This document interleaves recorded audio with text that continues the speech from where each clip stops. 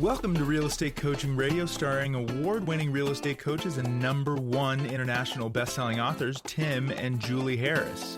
This is the #1 daily radio show for realtors looking for a no BS, authentic, real-time coaching experience. What's really working in today's market, how to generate more leads, make more money, and have more time for what you love in your life. And now your hosts, Tim and Julie Harris. I have a fantastic interview for all of you today, Mr. Lance Kenmore. And Lance and his wife and their team sell real estate in Kennewick, Washington. Lance has been a very long time coaching client of ours, and I'm absolutely thrilled to have him on as a special guest for our podcast today. Lance, welcome to the podcast. Hey, thanks. It's great to be here. Now, I was just talking to Lance prior to the start of the podcast. Julie and I in 2021 actually drove all around the country, and we went up to visit their office in Kennewick, Washington. It's one of the nicest real estate offices I've ever been in. And it's actually funny. It's working out to be a great investment too, you know? So that was kind of a nice way to start, because I do want to talk about lead generation and wealth building with you. But that's a nice little pearl that hopefully, will continue to pay dividends, is actually owning your own space opposed to continuously renting. Yeah, we were super excited. It was a huge stretch for us to do it. And just one of those dream board activities of building an office exactly the way you wanted it. It was super fun. So how long have you been in real estate? Tell us a little bit of background. Just let them know a little bit where you come from, the whole thing. Yeah, so I'm in Tri-Cities, Washington, which is Kennewick, Richland, Pasco. It's about 3 hours east of Seattle. So I've been licensed now for 24 years. And active in the business probably 19. The first 5 years I was back on a family farm in agriculture, like actually farming, not the farming you think of in real estate. So yeah, about 19 years, and we've just kind of grown our team size. And we also run a property management brokerage here in town too. So we run both of those simultaneously under the same brand.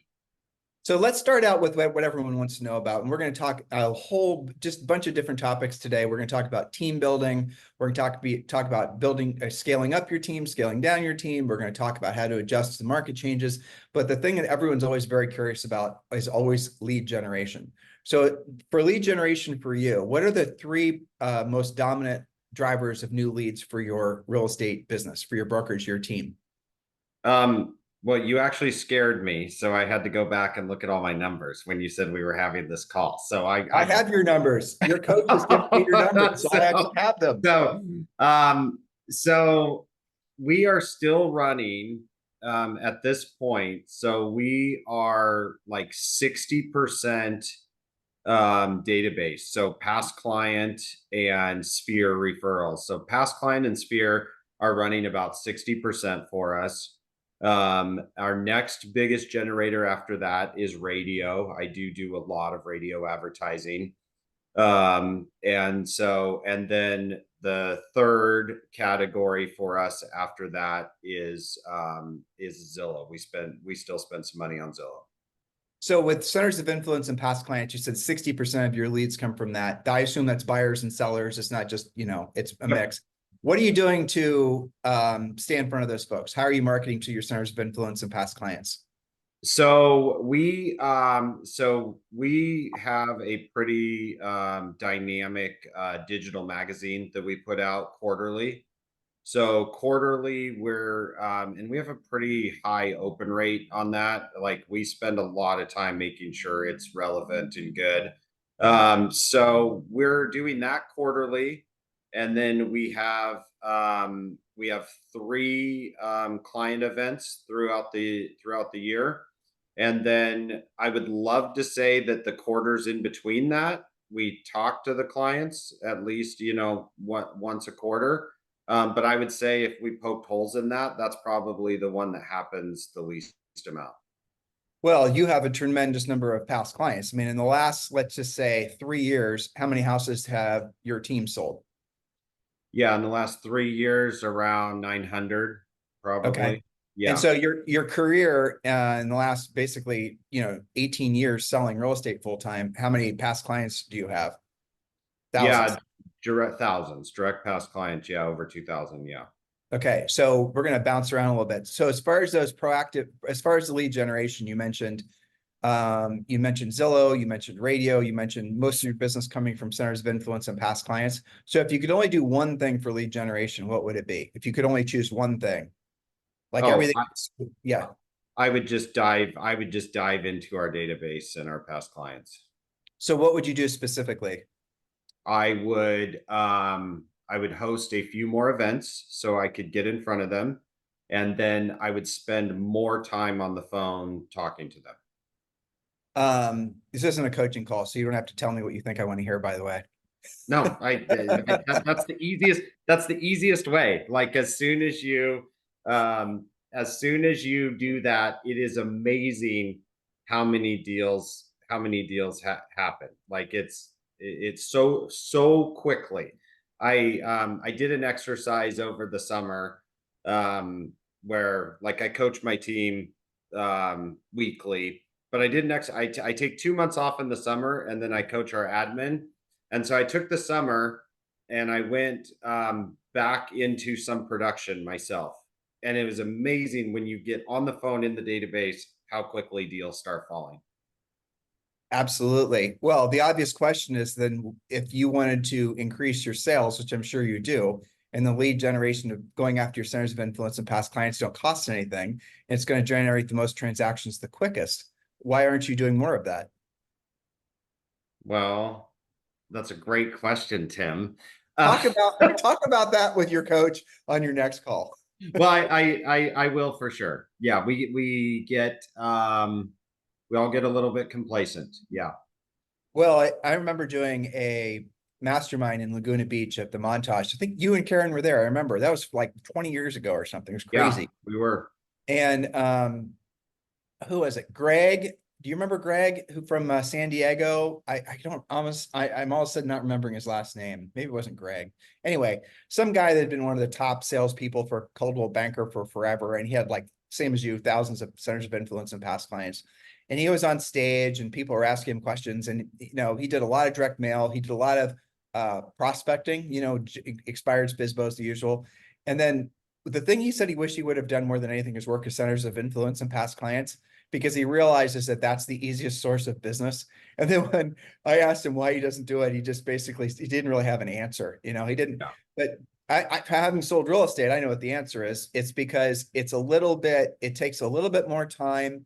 It requires a little bit more of a personal touch, which sometimes is going to be a little bit more energy depleting than calling a stranger and just basically having an organized, scripted conversation.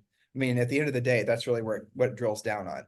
Yeah, absolutely. And I look at the growth of businesses, right? In the business we're in. And there's I call it right now, it's transition. So when I grew the database, it had to be done through prospecting.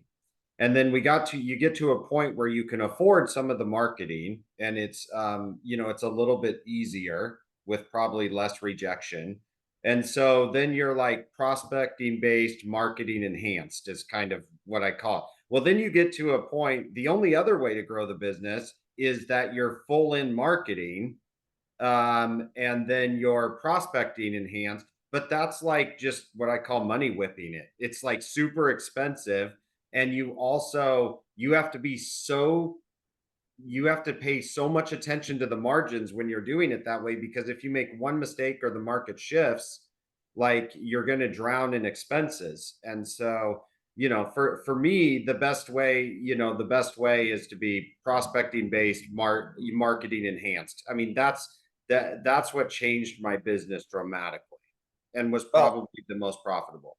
Right. And it's definitely be a proactive lead generator first, and then passive lead generation marketing can enhance your proactive lead generation, because ultimately there's not much leverage in prospecting yourself, right? It's your time, it's your effort. You can delegate it, but it's never going to get the same result. So That's the downside of it, is that it takes skill, but also there's no leverage in it. In marketing, you have leverage. You spend money, you get a result. But the problem ultimately is there's not a lot of profit left when you're just focused primarily on essentially, passive lead generation through marketing.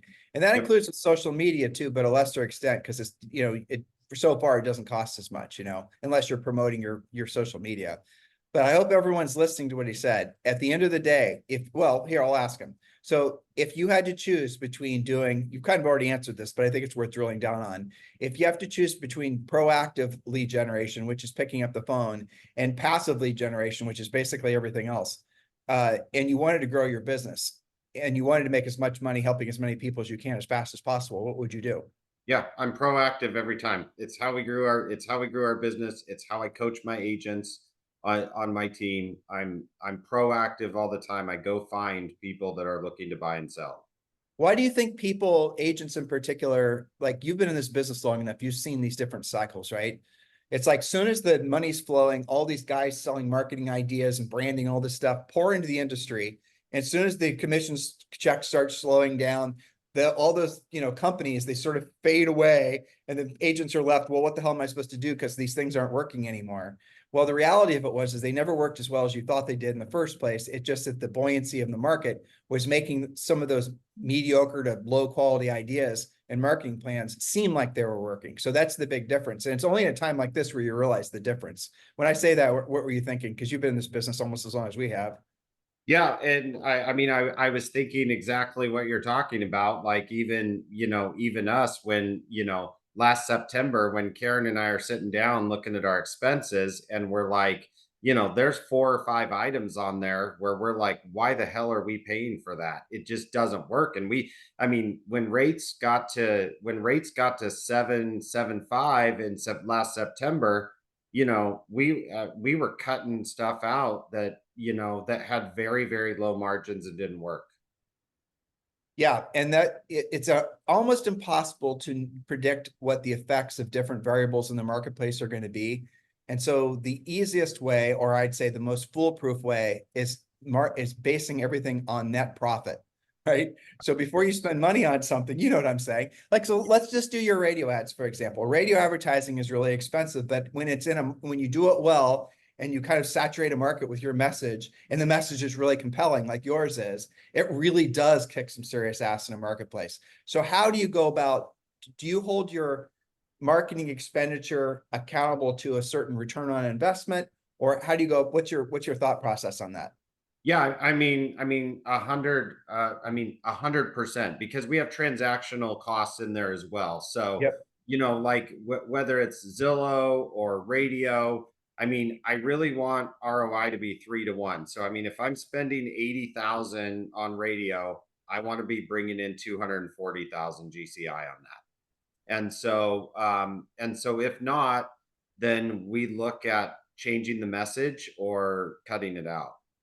I want to talk to you about the messages because everyone's going to bother you if I don't get that out of you. They're going to, text you till the cows come home. But I want to talk about you. So it's 80. You want to get a 3x return on your investment. Yep. But you're counting an 80,000 spent, 240,000 made, but that 240,000 gross doesn't really reflect on the net, right? Correct. So what's the waterfall on that? If you make 240,000, how much of that would be profit? Sorry for asking. Well, I'm probably going to end up being 2 to 1 on it. Okay. Yeah. Okay. So you're, after all expenses, the blended costs, the paying salespeople, you're still going to basically double your money. Okay. Yes. It is kind of interesting though, ultimately. I mean, as far as radio goes, like I said, in certain markets, and you know this because you know a lot of the people that are also running radio ads, it really is incredibly effective. So you've been doing radio ads for how long? Oh my gosh. For way too long. 18 years probably. So Wow. I was introduced at a mastermind. This is why you go to masterminds. I was introduced to a guy. I really feel like people probably don't even remember him. He was like the godfather of radio ads. His name was Russell Shaw, and he was out of the Phoenix market. And he was incredibly open to share. And so I just went down and spent 2 days with him in Phoenix. He gave me all of his radio ads, all of his scripts, and he was like, copy these, take these, go back. So I came back and I just took his stuff out of Phoenix and I just started running it in Podunk, Washington. And man, I made a lot of people mad quick. Well, his radio, has Russ changed his ads in all these years? I don't even I mean I don't want to sound terrible or not. Like I hope he's still alive. Like I haven't talked to him in like I haven't talked to him in ages. I think another agent kind of took over his business. I talked to him fairly recently, so I Okay. didn't talk to him about radio ads. I was talking about something else. Yeah, I mean, he was awesome and just so sharing for me. I mean, it really kickstarted my journey. I did a terrible job when I got back. Like, so I ran him on my own for like 3 to 4 years, and I didn't really understand the radio business, which is a whole separate business from real estate. And and then I finally got ad agency to help me with radio. And then my wife became really good friends with somebody that worked in the industry, which then we really started to figure it out and to make it effective. So let's ask, again, people are gonna be really interested in this. What would be some maybe, 3 points about running radio ads if an agent's considering doing it? So I think you've got to have, and this just always came out of coaching, like, and I think anytime in your business, you have to have a unique selling proposition. So when I didn't have any money, then the unique selling proposition was that you could fire me. Everybody was doing 6 month contracts. And so my big thing was that I just went on the radio and said that I had a day-to-day contract. So, and that's why everybody started to hate me because in the market, because everybody was like, hey, I'm doing these long-term contracts. I just got on the radio and said, hey, I'm doing a day-to-day contract. So you can just fire me. If you hire me Monday and I take the pictures and put the sign up and you don't like me on Friday, just fire me. So that was my first USP. And that kind of that worked. Like it especially worked really well with expireds because I was also prospecting daily. So it worked great with expireds because they were just getting out of a long contract where they were locked in and didn't sell. So I added the USP with expireds. Those were easy appointments, and that's what started it. And then I went to and that transitioned. My next USP was sold in 90 days or you don't pay any commission, because I still didn't have any money.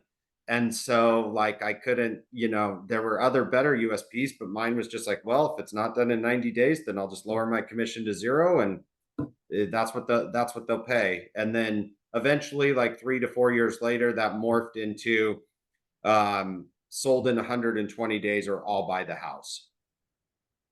A guaranteed home sale program. So an easy Yeah. exit listing, a guaranteed home sale program. Russ had, I think there was a third USP on his ads, but I can't remember what it was. Easy exit listing. Wasn't there some sort of variable rate commission too? Yeah, there was a variable. I never did that one because I didn't understand. I hated that one. And so, but yeah, there was a variable rate commission. It's not applicable anymore. Like he called it the hassle-free listing. That's right. Because if he double-sided it, he would reduce it. But now it doesn't matter because technically it doesn't matter now because the agents are paying their own commissions. So there's no reduce. The hassle-free just went away with the commission lawsuits. So but he would do that, and then eventually we moved to cash offers, cash offer sales. We did that too. Jules and I did, as you know, and that was a Yeah. great way to pick up some rental properties because Yeah. how does your math work on your guaranteed home sale program? So I'll just get you started to keep the math easy for you and I's sake. So let's say that do you require that they're moving up to a home that you have for sale? Nope. Okay, so this is just straight up. If you don't sell it within 120 days, you'll guarantee that you'll buy it from them. So how does the math work? Let's say the house is 300,000. I know your average sale price is more than that, but just to keep the math easy. Yeah, 300,000, and so we're probably at depending upon the house, like there can't be massive issues with it, but we're generally buying that at like 87% of the original list price. Right. So it'd basically be a discount off whatever the market value was. After 120 days, it would be you're rolling back the commission, and then Yep. there's sort of added fee. And so the net of what you're paying is 87% of what the legitimate ask price was. Um, yeah, and usually, depending on your overall financial situation, if you wanted to mortgage that thing, you could actually basically walk into a bank and buy that thing and just keep your commission in as a down payment. And you're buying properties with literally no money down and still at a discount. And if you do this right, you can usually rent them out too. So I mean, Yeah. it's a little, honestly, it's hard to do nowadays with the math, considering how expensive properties are everywhere, but still, that's a nice USP. Yeah, it's great. And I think in a market where inventory is growing again, like I mean, because when I started, I was in a very traditional market, which we're getting back to again. No one really cared about that USP when homes were selling in 5 days. And so no one's really seen that in the last 5 to 6 years. But now we're starting to get those calls again, which is interesting. Days on the market have gone from 30 to 60 in certain price ranges that I work in, and people aren't used to that. And so now when they expire at the 60-day mark, I'm getting those calls again based upon that USP. Like it's back, it's recycled. It's awesome. And so you're saying the listing agents in your marketplace are only signing 60-day listings? Did I hear you just say that? Yeah, some are. Yeah, and then Oh, they're expiring, and then they're getting fired. It's crazy. oh, that was the other one, easy exit listing. You said that basically. Yeah, Very yeah. that's what I started with because, like I said, I was broke, and it was the easiest one to do for free. Well, but here's the thing, listeners, some of you guys are not understanding the nature of what he and I are saying. So if you have a listing with a seller and the seller, for whatever reason, just decides that they want to fire you, you would be nuts to try to keep that listing. You're going to release that listing. You're not going to make an enemy or get a bad reputation or any of the rest of it. And so all the things that he's really doing are the things that are just really, for the most part, naturally done as part of a real estate transaction anyway. And he's just putting them ahead of the conversation even ever happening. So here, watch this. So of all the houses you ever guaranteed in your past 18 years of being, in thousands and thousands of homes, how many of those have you had to buy? Well, the ones on the guaranteed sale that I've had to buy, probably 7. And then I've probably bought 40 at the first appointment. Okay, so I'm gonna 18. don't say anything more because you're saying I know where you're going, but this is really important. So he had to buy 7. So 7 out of thousands isn't that bad. And of those 7, what happened to those properties? You bought them and then what? I just stuck them into our rental portfolio, and then I would fix them up and sell them like a year or two later after I was outside of capital gains. All right. So the next thing he said, he didn't wait he had 40 that he purchased that were not at 120 days. Why would that be? Well, because I just show up to the appointment, and then they'll say, "Okay, what's the guaranteed sale price at the end of the 120 days?" And then I would give them that price, and then usually in that case, they would literally, most of the time at the appointments, people will just say, well, what if you just buy it today? Because they've heard my radio ad, and they're like, well, what's the price if you just buy it today and I don't even go on the market? Yeah, and Julie and I picked up some rentals that way too. They didn't even want to. There, and you'll be. Here's a crazy thing, Lance. I bet you the average equity situation in your marketplace with people with a mortgage is at least what, 50%, somewhere in Yes. there. And Yeah. so you're going to get, especially expired people expiring with tons of equity that don't want to screw around with it anymore. Your guaranteed home sale program is going to be a colossal success over the next probably 2 years. It's going to be Yeah. bonkers. Yeah, I Yeah. just bought two. I just bought two last week. I mean, and I mean, it's just very normal stuff. Like a very normal guy that works at, Department of Agriculture, but he coaches. He has 3 daughters, and he coaches their 3 softball teams. And the backyard was destroyed because they have 3 dogs. So 3 softball teams, 3 dogs, and he just said, "Lance, I don't want to deal with any of this. I just want to go to my daughter's practice.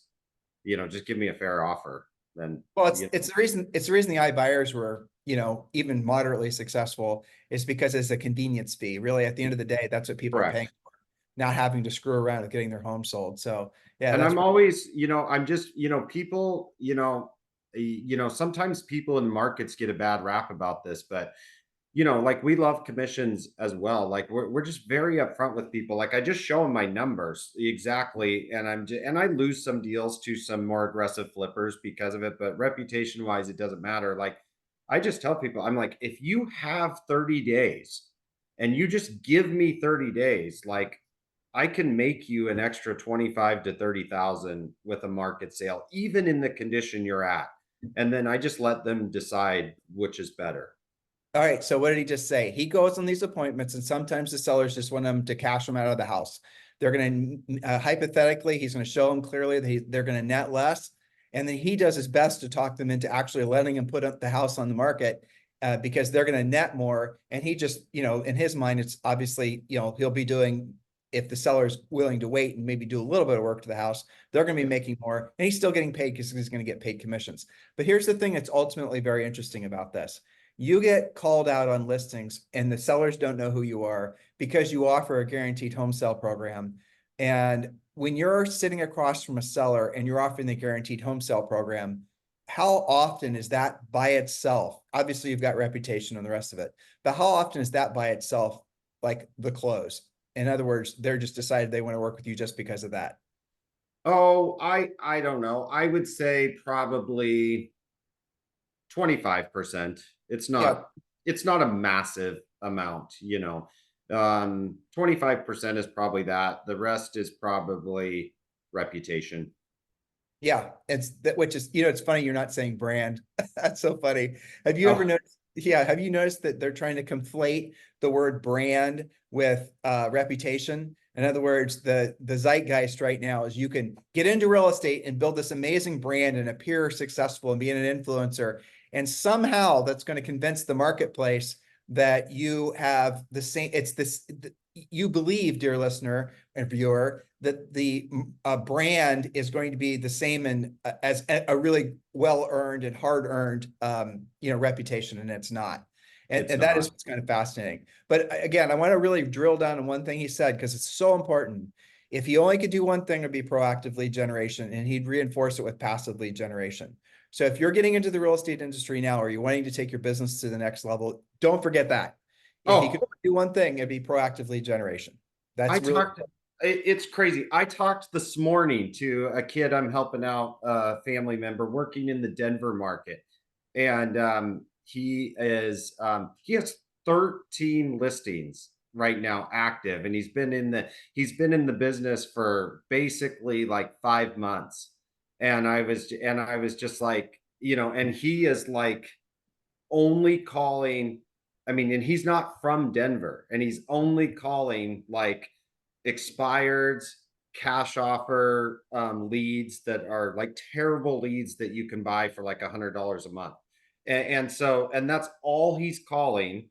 And he's going to end up with like 15 closed this year, and he has 13 listed. I mean, how many agents in Denver don't even have 13? And I was just so impressed, and he's just doing it. I mean, his schedule is just only phones from 9 till 11:30 in the morning. Like that's it. And he's calling, so he said cash offers. So what are cash offer leads? So those are like, so I get my own from my radio ads and from my SEO. He's buying them from some company. I mean, I'm not an endorsement of this company, but I think like Z Buyer, like, I mean, they're not like, there's 4 or 5 of those companies they clicked on an ad online that was, get a cash evaluation. So he's buying those leads for nothing because they're terrible. And he's managing between that and expired calls to get, to have 13 active listings within 4 months of being in the market. No, it's awesome for sure. Yeah. Yeah. And by the way, the shortcut to not having to buy crappy leads is go to the investors in your marketplace that are the ones that are wholesalers, because there's always a group of wholesalers in every community. And they usually have some sort of meetup at some Denny's or church basement or something, on a regular basis to tell each other about their properties. A lot of them have private Facebook groups. But if you can tap into those, wholesaler investor groups to ask them, what are you doing with the leads that, you market, people call you, they want to wholesale their house, they don't like your price, what are you doing with that lead? And you can sometimes start getting those leads directly from the wholesalers, and they're going to be a better quality than digital leads that come off some website of somebody filling out a forum. So Yeah, one of my buyers agents, now he's a listing agent. Anyway, he got in with those guys in those groups. He earned the business of one of the flippers. He wrote for that guy last year.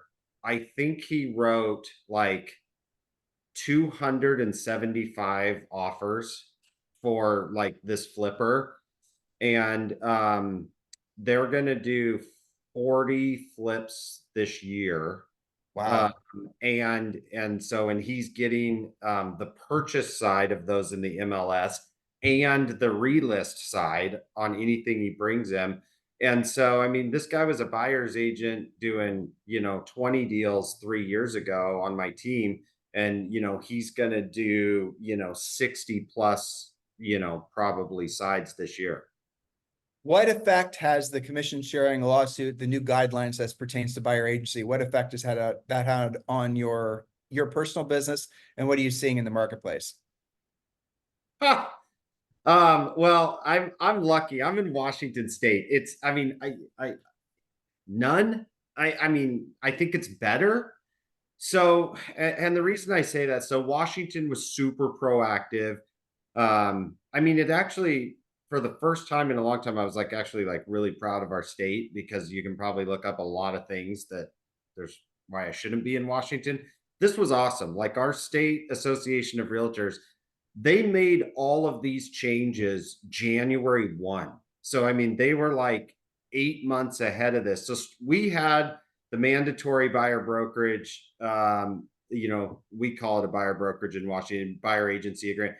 That became mandatory January 1. So I've been dealing with this for 8 months. And honestly, we've always been pretty hardcore about our agents getting commitment from buyers.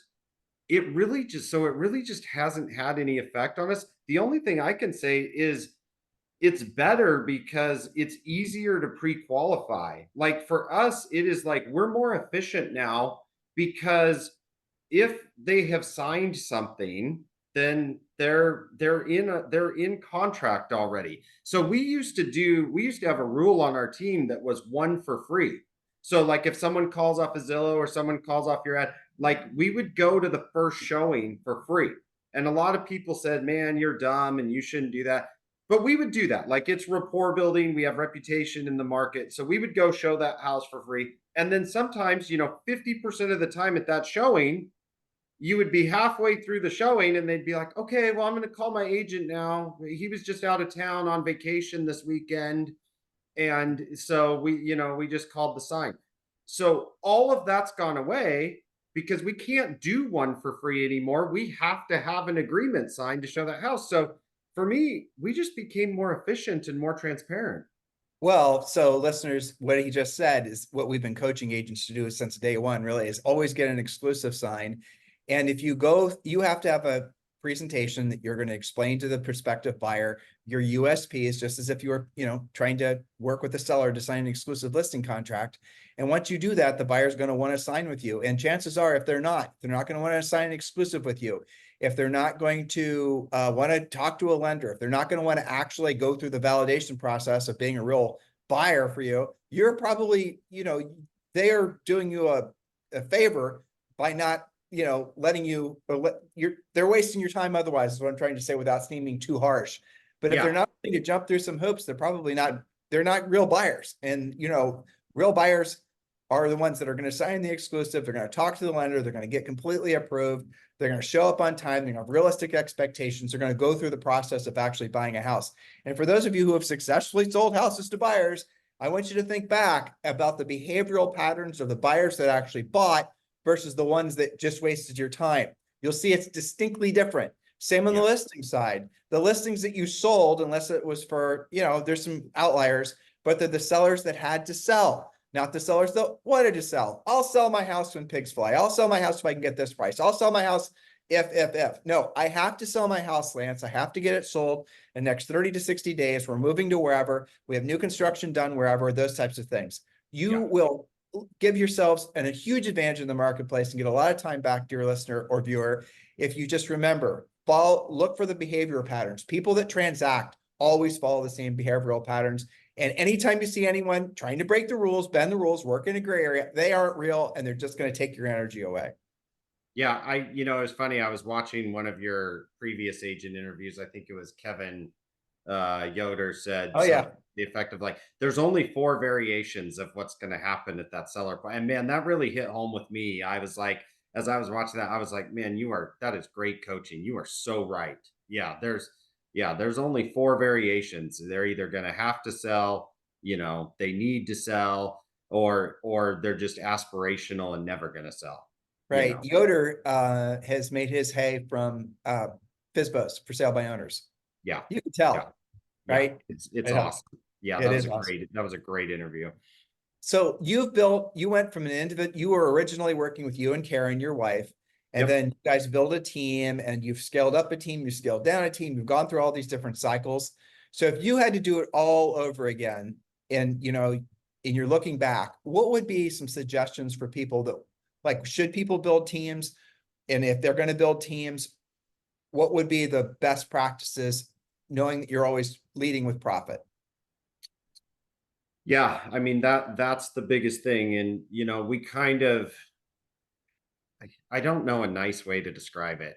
Like, I'm not very eloquent with this, but like when you're building a team like with that, or you're doing that, and it was nice because I was able to push these same theories to property management. But like, you have to, when Tim says lead with profit, like that's a very fancy way of saying you have to go to where you almost kill yourself before, like, it's hard work, right? Like, so if you're doing like 50 deals and you're saying like, oh man, I want to do 75 but have a team, like, you have to look at every jump that you make. You have to look at like the diminishing return of that next 25 deals.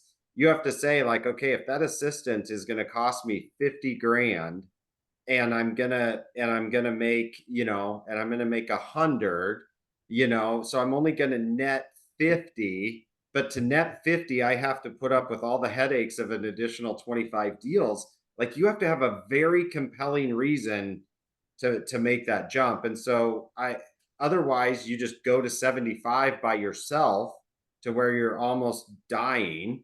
And then if that's where you want to stay, then you can hire the assistant. Most people make the mistake of hiring the assistant and then thinking that will get them to 75. Like, it's unfortunate. I just think lead with profit means almost kill yourself before you hire the next person. Well, yes, thank you. Well said. And it is interesting when you look at profit and loss statements from all these, Julian and I've been coaching forever, and you get profit and loss statements from individual agents. Like, most of our personal clients are high-end clients like you. And they have, you look at their profit and loss statements from their teams and all the rest of it. And there is, and the number's pretty damn high, where you actually can start making a decent margin out of a team. And when there's commission compression and expenses are going up and agents are demanding more commission, it's very clear, and especially in times like this, that the margins that teams are making is getting smaller and smaller. Most brokers, let's say agents, brokers with, say, 100 agents, they're usually, if they're not in production themselves, the broker is not selling themselves, that brokerage is usually making less than 3% per year. I think the national average, someone's going to check me on this, and that's fine, is like 2.3% or something. Well, Yeah. teams for a while were making like 12%, 15%. But what's happened is that, for all the reasons I already stated, that margin's starting to fall to be in alignment with brokerages. So if you run across, like, I can give you so many examples, but like, if you sell as a team, if you have $1 million in GCI, most teams are going to be making, use my math, and this is going to be when the margins were higher, you're going to be netting around $150,000 as the team leader. Now, this is with you not in production, so just keep this in mind. Well, okay, if you were to be an individual agent and you had, let's just say you did your own deals, you maybe hire a transaction coordinator just per deal. They're not a full-time employee, the whole thing. You get that transaction coordinator paid for with the transaction fee that the client pays, that kind of thing. So you're keeping your margins high. To make it that same 150 grand, you'd probably have to have a total GCI of maybe, I don't know, 175 grand, 200 grand, something like that. So the moral of the story is that the industry is punch drunk, and always has been, on volume and not profit. And that's the reason that a lot of agents, especially when the tides go out, they in teams and brokerages, and it's a normal business cycle thing. But if you weren't running high margins, the margins get essentially eviscerated. And it's just, again, it's a normal market cycle thing, but we're in one of those cycles now. So what are you thinking as I went through that, my little diatribe? Yeah, I'm just, I'm just thinking of always being very, very careful about, about our overhead because, and things aren't cheaper, I mean, No.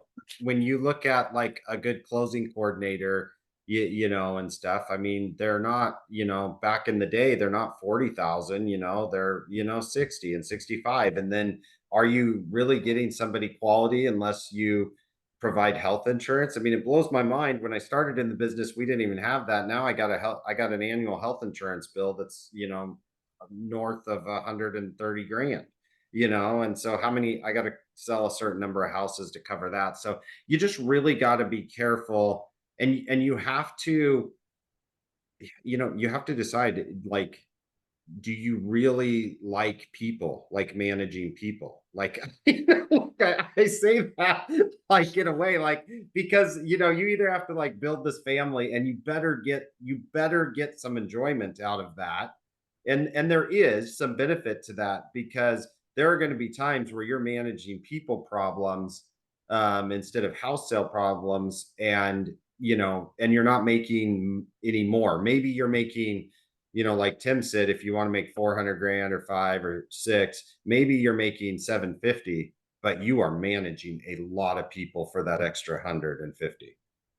Yeah. So again, you're moving your effort away from working primarily with buyers and sellers, and you're Yeah, moving towards managing people. That's what you just. definitely.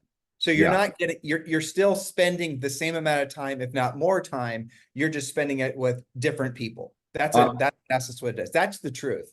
That is 100% how it goes. And yes, there are some benefits to it, but there are days when I go home and I've had 4 people problems, and I call my buddies that just prospect, and they're like, they have no problems. Like, they followed them home, maybe a seller occasionally or two, but it's just, it's a very different model for sure. Julie's told me about some of your recent people problems, which we won't talk about now, but man, No, no, those are going to make some great classic stories. Well, I mean, I think we're like, when you include property management and stuff, now we're, 36, 37 people. You get that many people together, and that's not very big compared to some other teams, but it's plenty for me to take care of. So if you had to do it all over again, what would you do differently? Oh, gosh. And we've had a lot of stuff go right. Really well, really well. You I had would, a lot of huge successes. I would say, differently. I would, As pertains to the team, as as pertains it to, pertains to the team, I am too, I mean, people are going to be like, oh no, Lance, that's why you're great. But it's not really. I'm a little too particular with recruiting. Like, I could have replaced non-performers faster. There were times when like I held on to people because, man, I just, wanted to think I could coach them better or I could help them more. And I probably just, I make faster decisions now. And so if I could rebuild all over again, I love it when I see these young guys in their late 20s, early 30s that can go out and hire 6 new agents, and maybe 4 of them work and they get rid of the performers in 6 months. Man, I just am always like a little too nice about that. And so I would hold on to some of those people too long.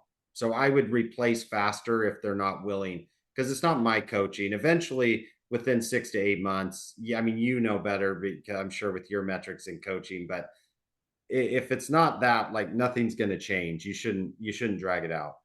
yeah, and that is the hardest part. Basically, what your polite way of saying it is running a team or a brokerage, or by the way, any business is a little bit like running an adult daycare, more often than not. And if you're dealing with, salespeople and people, it's so funny. If I think when we originally started speaking like 20 years ago, you look at the expectation of a buyer's agent joining your team. And it was completely different. You right now, a millennial walks into your office, they're giving you the litany of things that they want. I want health insurance. I don't want to work on the weekends. I want this, I want that. And oh, by the way, I want you to provide me with leads. And it wasn't like that, dear listener. And it wasn't that long ago. Well, now it was probably 15 years ago, that when you joined a team, certainly a brokerage, you are expected to generate your own leads, not be given leads. You joined Lance and Karen's team, and you are still expected to do proactive lead generation. You're expected to hold open houses. You're expected to work your own centers of influence and past clients. And the team was there to coach you, was help you to, basically transact the whole thing. But nowadays with agents getting this, and by the way, it was very unusual on a team for a newer agent for like the first year or two to get any more than 50-50. And now the competitive, so what's the experience now in Kennewick, Washington with trying to find a salesperson? Yeah, it's tough, right? And we're very much full service. Like we don't like to half-ass it. And so, so we do have higher splits, and that's hard for a lot of people to swallow. But our services and what we offer is pretty, nobody touches it. So yeah, but that's why I don't grow as fast as some of the others, because I'm pretty particular about that, and we do provide a lot. But I could, even today, I could be better in recruiting the bottom end of my bench. So you have been very successful as a result of the success from you selling real estate. And for example, you and Karen are involved in a lot of different types of businesses. You mentioned your property management business. And according to your coach, Julie, you have 583 doors, which means you manage 583 different properties. That's phenomenal. Yeah. And you're also, and you guys, weren't you involved in storage units and some other investments too, and a farm? Where did you, I'll let the listeners know. Yeah, I'm still farming. I'm still in ag, as a family farm, and then morphed into a business, custom business for other farmers. And so yeah, we're still, my dad's still very active and young and full of energy. And so, yeah, we're still farming a couple thousand acres. And then we kind of built up a chain of car washes locally. And then we sold those. And we just had a goal of, like, our kids are in college now, and so we always bought car washes, and the goal was that that's how we would pay for the kids' college. And so, and then time wise, and I'm lucky I have a very amazing wife who reminds me of these things, because, like, the kids go to college and I don't sell the car washes. And then she's like, hey, you said we were going to sell these, and I'm tired of you spending so much time there. Well, car washes are kind of a fun business, though. They Except were, people like to use car washes as dumps. It turns out. So it's really a society thing. You got to kind of watch those trends. As that business has kind of changed a little bit as demographics have changed. And so, yeah, so we ended up selling them all. Great investment. Sold all four of them. It did pay for the kids' college, which was incredible. And then we just moved some of that money into some land that we're going to develop, and then bought another. We had grown our property management, and then we bought another property management company locally, and then we're starting to buy regional now in property management.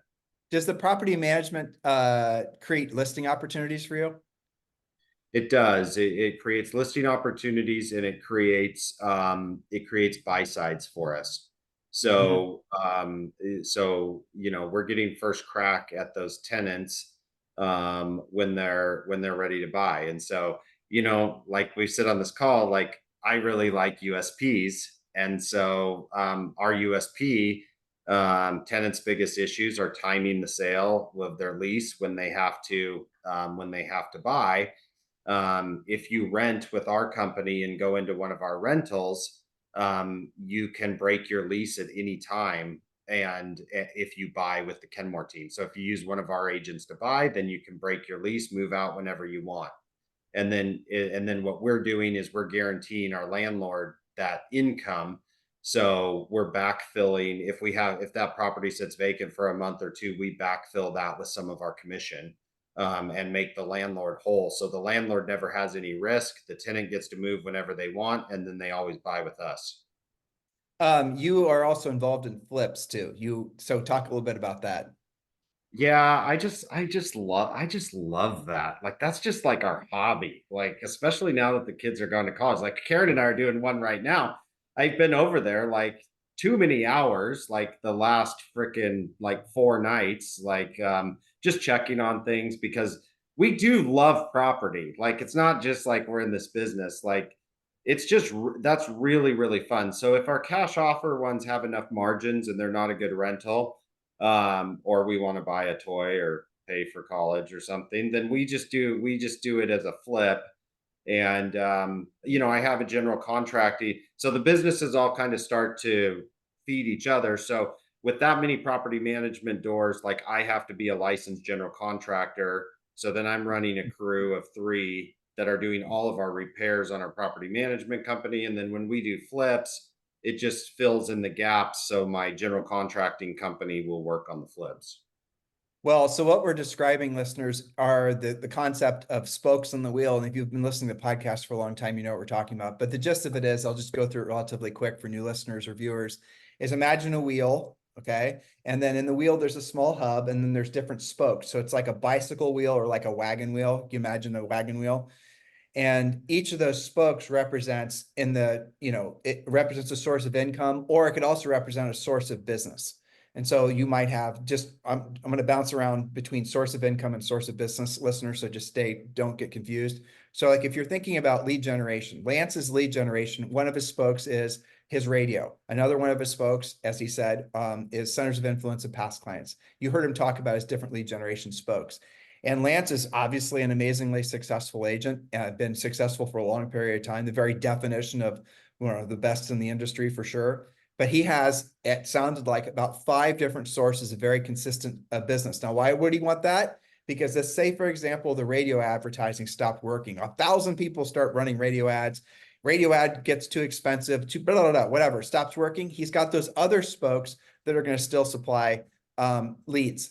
And then he can amp up the centers of influence and past clients, like he said, or maybe he could start calling his property management folks and start generating leads out of there, all those things, right? Well, the same applies. You scale that same idea to income generation, right? So income generation would be one spoke is his real estate team. Another spoke is going to be property management. Another spoke is going to be, he doesn't have them anymore, but his car washes. Another spoke would be the farm that he has with his family, those types of things. So as you build assets, in order for any of this to happen, you have to be running a profitable real estate business. And again, this is something, again, if you've been listening to the pod for a while, read our book, the product of your business isn't transactions, isn't happy customers. Well, it's all those things. But what primarily we have to focus on, the product of your business truly is profit. So if you're wanting to, like, that's just the bottom line. I can't make it any more clear than that. If you're not if you're not generating profit in your business, you're running a literal nonprofit business, and you're not going to stay in business. And it's with that profit that you can buy the car washes, that you can buy the property management company, and you can start creating things that create another source of income for you. Otherwise, you're always going to be on the hamster wheel. You're always going to be having to, I'm not judging it right or wrong, but the way you get rich, and last little, coaching lesson, what rich is merely is where your money works for you and you no longer have to work for your money. So Lance and Karen, if they wanted to, could choose to retire. They have enough other sources of income that are to be producing money. It sounds to me, you guys are hearing what I'm hearing, they just love to do flips full time. And he has enough other ways he could generate income if he chose to. And that's, you guys get it. So rich is where your money works for you and you no longer have to work for your money. And I'm sure they're investing in the stock market and other things like that as well. So hopefully this is helping all of you to realize that when you follow one course until you're successful, like he obviously has over a long period of time, doing what he didn't want to do when he didn't want to do it at the highest level, that you do, especially if you're profitable, you can start creating other sources of income so that one day your money's working for you and you no longer have to work for your money. So that's what I summarize. I mean, isn't that basically it? Wasn't that the mission we all started on years ago? Yeah, you nailed it. I mean, we started on that years ago, and then I always tell people just stay, you know, have a group that keeps that, front of mind awareness for you.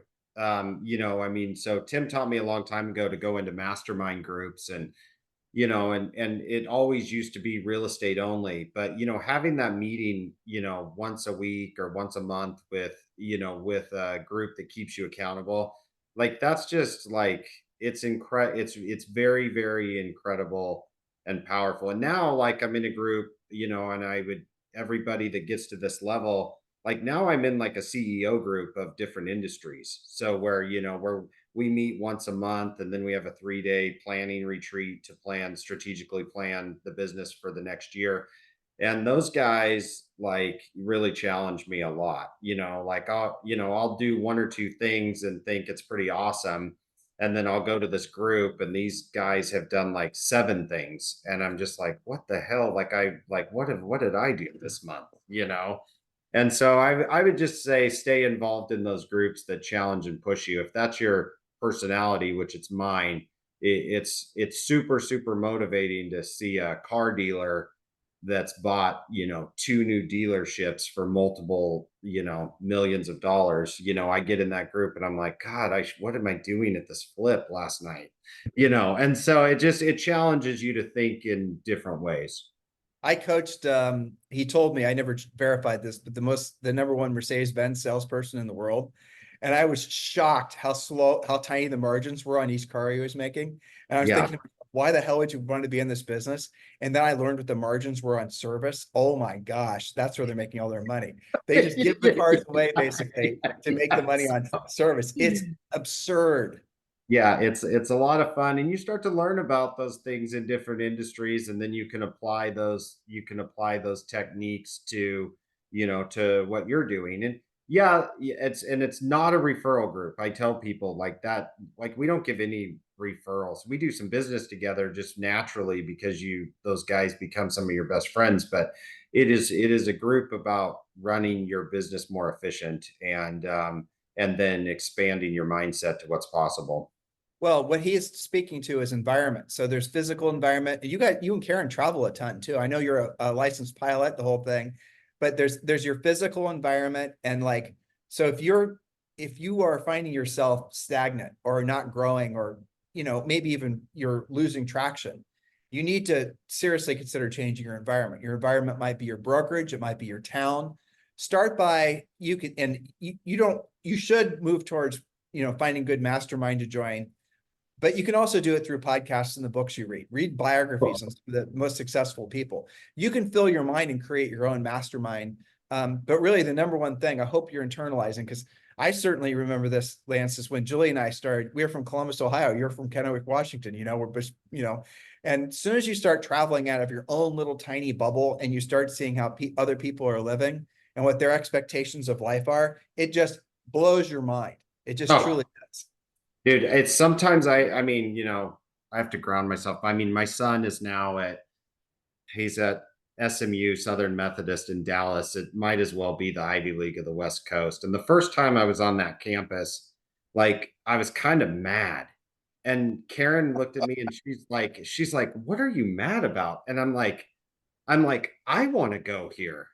like I can't believe he's gonna go here. And it was just those opportunities, but then and that was just in that moment. And then at one point you're like, he starts telling me now, like this, an environment where we're from, like he put out 65 resumes to get finance internships, and he wanted to be at like a Goldman Sachs or a corporate internship. And it's just nothing against, but his friend group at his high school, nobody put out 65 resumes to get any sort of internship. But the environment he got into down there, that's normal. And like he felt behind, and then it's just like prospecting. He gets a great internship in the summer in a corporate environment, and it was 1 out of 65. But it's his environment taught him that he should do that. Yeah, and that's the thing. You got to travel, you got to start exploring. And Lance also said something really important. I hope you guys are listening, is you got to get outside of the real estate industry too. When you're at his level and you want to go to the next level, you have to find people, and it's super hard to find people that are going to help pull you up, because it's easy to get stuck in a mastermind or an environment where you're the big fish or all the other fish are the same size as you, and you're all kind of experiencing the same, issues. That's not a good group to be in. You're going to have to find somebody who's going to, even though you want to move towards having masterminds or coaches that are higher up on the ladder than you, because they've been there, done that, and then they can pull you up. Hopefully that makes sense. Does that make sense to you? Yeah, it makes a lot of sense. And so you just got to kind of like find your angle, like all of the last one I got into, I was laughing because, Karen and I've been married 25 years, and she runs the whole business side. Like we would be nowhere without, like Tim talks about profitability. I'm the there's a spender and a saver. She's the one that is like, we cannot do that. You're an idiot.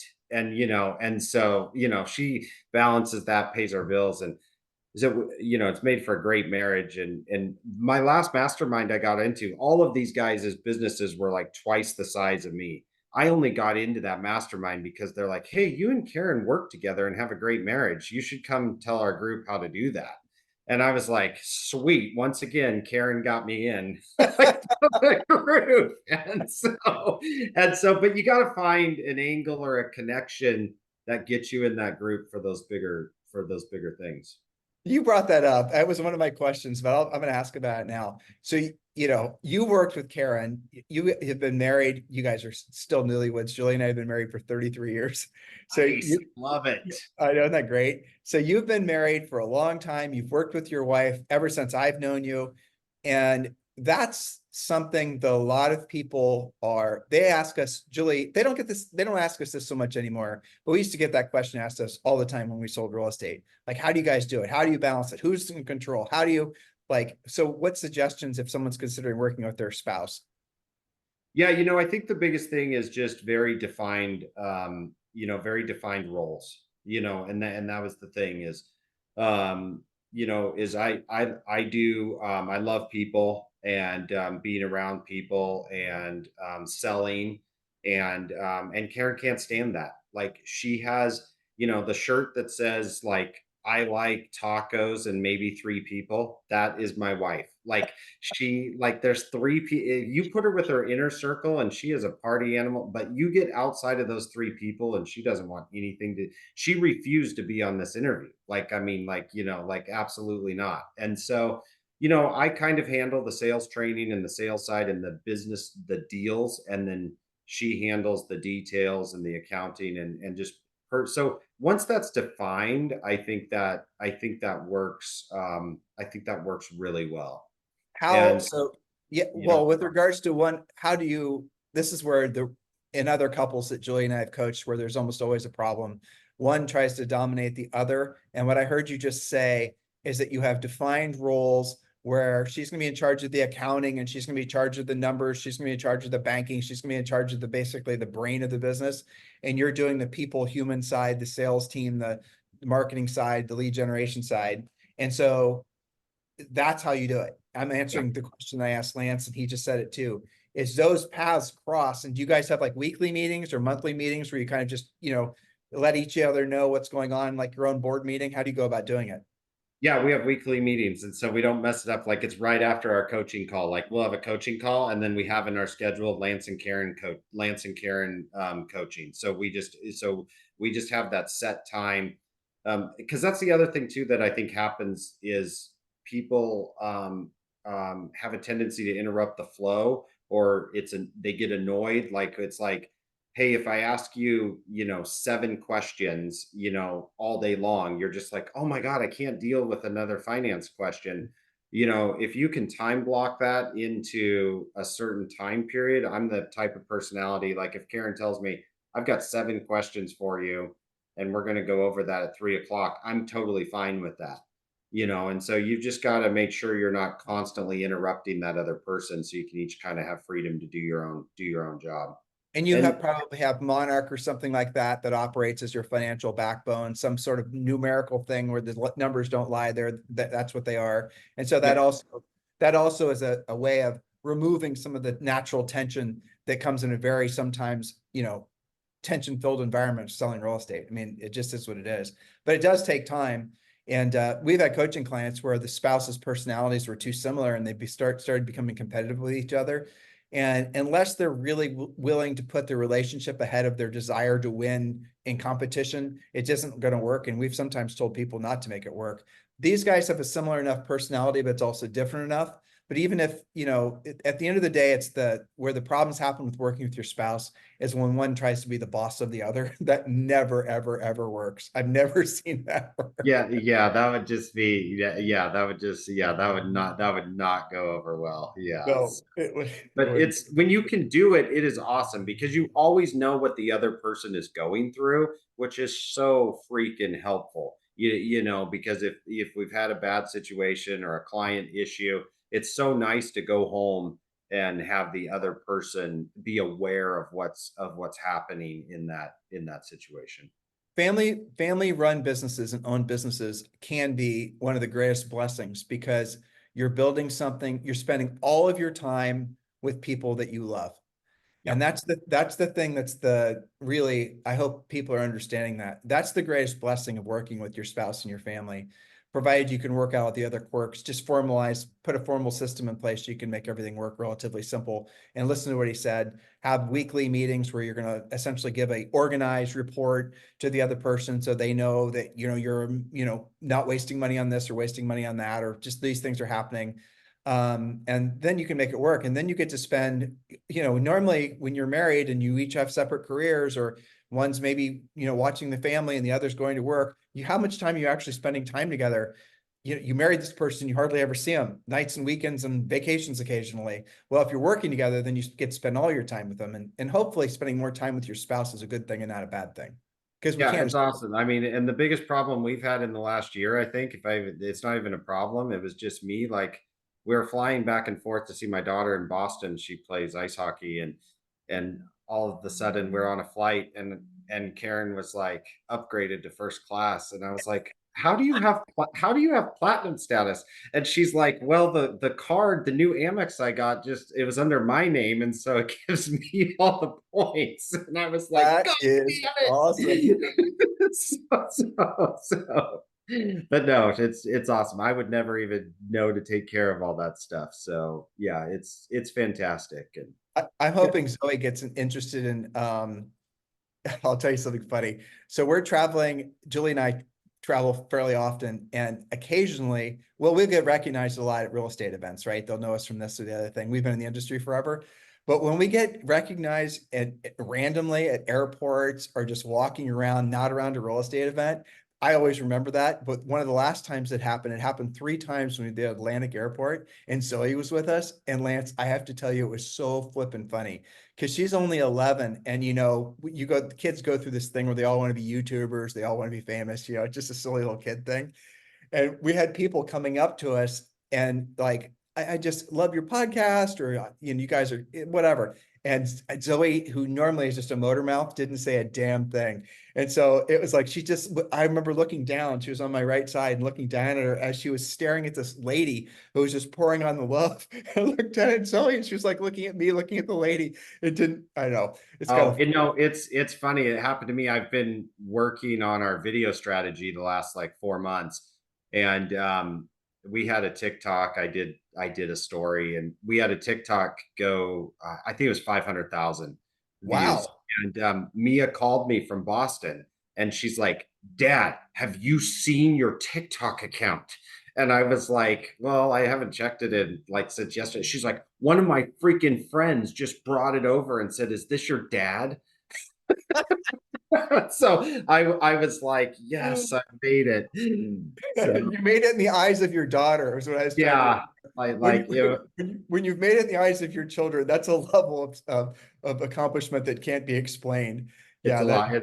It's a lot of fun. So Well, so you are dabbling with social media. Julie wrote down something for me to ask you about yeah. TikTok and things of that nature.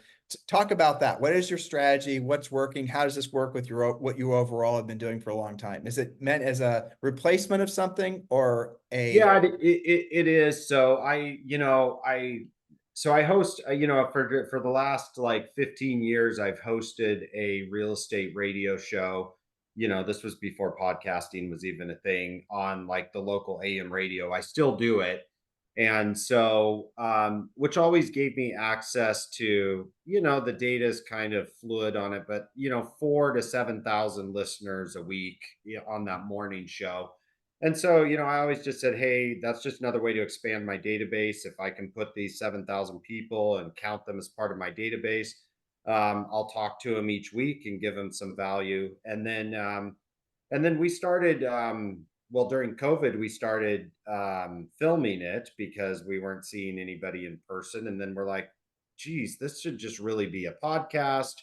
And so we started breaking that up and putting it on social media. And then, things kind of went back to normal and I let it slip a little bit, but I have good coaching. And somebody came to me in the market and just said, hey, some of these new agents are just, I think they're going to start infringing on some of your brand and image and stuff. And so yeah, so we started saying, okay, well, let's make a real push with video. We're already putting this content together every week for the radio show. And so we've just been very deliberate about, for me, it's just, I talked about us having that quarterly magazine. So we're touching our sphere and stuff with that. It's really easy to stay in front if you're consistent about it and get the subscriber base. It's really easy to stay in front of your own database with those videos. So originally we just started as we were putting out content that would hit our local market, and that it's kind of, some of it's just kind of fun, but we're starting to now get, we've had a couple shows and a couple of our shorts, go, past the 100,000 mark and stuff.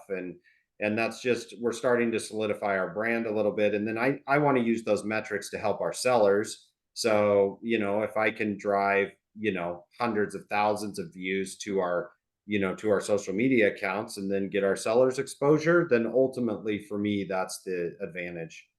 Well, so have you actually closed any real transactions from what you've done so far on social media? Yeah, we have. We've actually closed. We have, so it's not a huge number, but in the last 6 months, we've closed 3 deals off of it. And they were direct, they were clients that basically said, I mean, this is so funny. They're clients that basically said, I forgot you were in the real estate business. And so my mom's looking. Like that was like one of them, like, like to one of my agents that was doing it too. And you're just like, how could you have forgotten? I try to be everywhere. And so you get that message, and you're just like, okay, great. And then you're out showing the mom houses that night. I mean, and so, it's been messages like that. And Sphere, like my financial planner was one of them. He called me up. I maybe I get this referral, maybe I don't. I really don't think I do, though. He called me up and he's like, man, you are killing it on social media. Like I'm seeing your stuff everywhere. And then he's like, by the way, my client, Jim and Sue, just retired and need to sell their house. I don't think I get that call if he's not seeing those videos. You would have if you'd been working him as part of your centers of influence and past client plan. Yes, Thank Mr. Kenmore. But isn't that the truth? But isn't that the truth? It 100% is the truth. If I was in a networking group with him, talking to him weekly, yes, I would have. Well, I mean, for example, do your social media like you're doing it. It's the passive lead generation, and do the proactive stuff. So you and Julie, your coach, figure out a way that you can at scale start having direct, meaningful conversations with your centers of influence and past clients. It could be all these different things you could bring to the, obviously interest rates are falling, good time to refinance, just different types of things, and then get their, try to grab their information so you could target your social media towards your thousands and thousands and thousands of centers of influence and past clients. And then you're going to get the greatest result. Because yes, unfortunately, a lot of the business that comes, or a lot of the interest that comes from social media, especially with TikTok, for example, look at the demographics of TikTok. Those are barely first-time buyers, right? Barely first-time buyers. And if you have to choose between spending your time doing a lot of videos, and in your case, especially spending time, that same amount of time and effort and energy, really drilling down your centers of influence and past clients, you already know which is going to get you the better yield. 100%. Yeah. It is confusing though, isn't it? I mean, especially after you've been in the business for a while and everyone talks about social media, nobody really looks at it as it's like, oh my gosh, you have to be in social media, you have to build your brand. Right or wrong, but the moral of the story is that if you can't hold it accountable, and if you don't know whether it's actually producing a real result, then why are you doing it? Because Yeah. everyone says you should do it. It doesn't make any sense. No, and it takes a lot of time and effort. Yeah. But isn't that the funny thing, what you just said? So to get really good, making a really good social media video, something, if you're, oh my gosh, this is going to be your new thing. It takes way more time, way more effort than learning how to pick up the phone and calling an expired listing. Calling an expired listing and setting a pre-qualified listing appointment is so much easier. It will make you so much money, so much faster than all the social media stuff. But the social media stuff is more fun, let's be honest. Oh, it is. It is. I mean, it is 100%. Yeah, it is. Yeah, we love it too. I Um, do. so you've been involved in coaching with us for a long time. And Yep. why has coaching been, well, you tell me, why have you been involved in coaching for so long? What has coaching meant to you and your family and your real estate business? And just, Julie's been your coach for 10 years, more than Yeah. that? Yeah. We started with you when I had terrible mindset. And then you fixed mindset. And then we went to Julie because we needed good systems to manage it all. Kind of reminds me of Karen and I. Yeah, actually, you guys, a lot of ways remind you. I'm the spender, Julie's the, yeah, same deal. You buy a So plane, I buy cars. I mean, for us, coaching is, number one. I think even to this day, coaching is accountability, and so that is, regardless of what level you're at, like it's different when somebody has a deadline and says, like by next Wednesday at 8:30 in the morning, I want you to have, you know, added this buyer agent, fired this buyer agent, gone on 3 listing appointments. And, I'm the type of person, if that's what we set out to do, then that's what we're going to do. Now, if I don't have a deadline like that, it just doesn't happen. So I think number one for us, I mean, in the beginning, coaching was about skills and mindset. And then once we got that figured out, it became less about that and more about accountability. And then also too, like I've always just been, I know there's a lot of information, online and stuff, but for me coaching was also access to information. So if I could talk to somebody that was talking to 100 of my peers, and I don't have to talk to 100 of my peers, and they already know the one of the 100 that's doing the best, and I can get a coach to just tell me what that is. For me, it was a shortcut of implementing. Yeah, that makes perfect sense. And it's like when how important is it? Julie and I talk about this a lot personally, that we have to always be improving ourselves. Otherwise, people won't hire us, especially at, our price point. They won't hire us as coaches. So if we're not always improving ourselves, people are going to not be as interested in us. And it's kind of fascinating too, because the same goes for you, for people wanting to work with you. If they see that you're just basically kicking your feet up, spending too much time at the beach and all the rest of it, people aren't going to want to, work with you because they're going to think your best days are behind you. Have you ever thought about that? How you wanting to improve constantly also attracts people into your life that are also of that mindset? Have you noticed that? Yeah, I mean, I've noticed it a ton. I was really, really lucky. The university I went to, probably the best thing I took out of that university is their whole mantra was being a lifelong learner. So Mm. I went to a small school called Pacific Lutheran University, but the biggest thing we left with, and I took a bunch of entrepreneurship classes, it was like, you better leave this university knowing that you're a lifelong learner, meaning like it doesn't stop at the end, like you have to keep going. So for me, coaching was just a way to immediately continue university, learn things from people. And then, yeah, and then those are the people like I like to hang out with the most, about what's new and what's up and coming and what are you doing. And I mean, because our industry changes a lot. Obviously it's different today than it was, even like I tell people, even a year ago, with all the differences in commission and the lawsuits. Like if we weren't learning all these new ways of doing it and stuff, oh, that'd be terrible. And then, and then you layer in social media and that type of stuff. Like if you stop learning that stuff, I do think you can become irrelevant pretty quickly. I'll give you a little foreshadowing of what's going to happen in the next 12 months.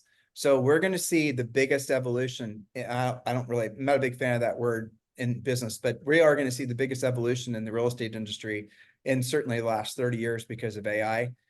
Where Julie and I live here, we know some people that are investors, and a lot of them are investing in some of these just different AI things. And I'm learning what's essentially already being created that people don't know about yet. And like you're creating social media, for example, the days of like every single real estate agent is going to be able to be a social media influencer probably within the next 6 months.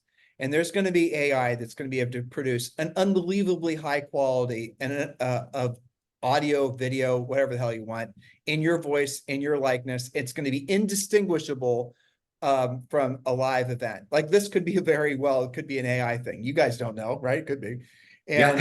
And so what's going to happen is everybody and their brother, the AI is going to go and say, like, I'm in Kennewick, Washington.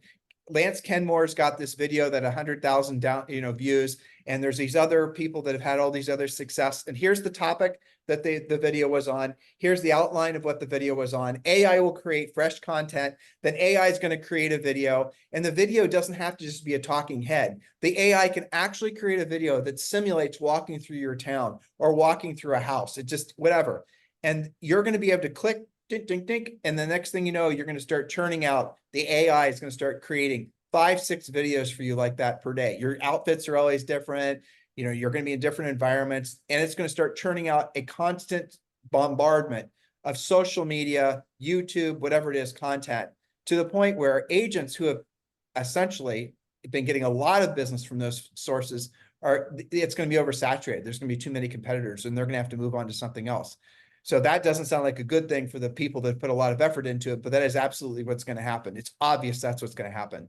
And so unless you have built an actual honest to God reputation in a community like Lance, unless you've actually done something where people are going to know you, thousands of past clients, even if you only have dozens of past clients, you can build more past clients, build your centers of influence even bigger. You can do all these things because the idea of branding is about to become saturated. I hope everyone's getting that in their minds. It's very obvious. And then beyond that, you're going to have, and this is where the cost savings is going to come in. I know 2 companies, we were thinking about investing in one of them, is going to essentially create a 1-for-1 AI assistant for real estate agents that's going to close transactions. And I tested the model, and I could tell by the voice that it was AI, but other than that, the video and the processes and the conversation and the logic was indistinguishable. And so if I'm a consumer, I want you to disclose that you're talking with my AI assistant. You want to tell the consumer that, but they're not going to care. Very soon, people aren't going to care that they're dealing with AI versus a person. Our daughter, she's in school, and they run all of her papers through AI things, trying to see if it was written by AI. How close are we to the point where that won't matter, where it's going to be assumed you're using an AI writing assistant? When you see a beautiful painting, where it's assumed the AI didn't assist the artist in making the painting. We're right in the precipice of such a massive change. So where does that leave somebody who's in the coaching business, who's in the real estate sales business? Then what's going to matter more are those unique one-to-one, honest to God, real human interactions with buyers and sellers, because everything else you guys hopefully are visualizing can easily be essentially delegated to AI, which is great because it leaves you in a position where you can start having more high quality conversations with folks. What are you thinking as I say that? I mean, I love that, and I'm glad we've built up that reputation, like you said. And I mean, it's makes our job easier, because a bunch of that stuff I don't like to do. I have to do some of it, and so yeah, if AI can handle some of that, and you can leave me with the people, that's brilliant. Exactly. Well, Lance, we went way over time, but I knew we would. Yeah, we So did. Oh my gosh, it was super fun. Great to see you. And yeah, no, I'm super excited. anything you'd like to say to these guys as we round the bend? Anyone at any stage in their career that maybe it's a new agent, maybe it's a seasoned veteran like you, anything you'd like to pass along? Well, I'm such a greedy capitalist. If anybody knows small property management companies on the West Coast for sale, Like, I want to buy them. So send me your property managers that are retiring in your town, and I'll be there.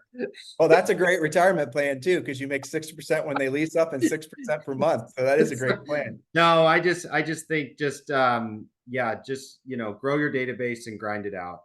What's your phone number if they want to text you? Text only, listeners. Fine. 509-727-8977. Yeah. Thank you, Lamb. I really appreciate it. Love to Karen and Mia and Mason. All right. Same. Thanks to you. Thanks to you and Julie and Zoe. Take care. See you. Bye. Bye. This podcast is a part of the C-Suite Radio Network.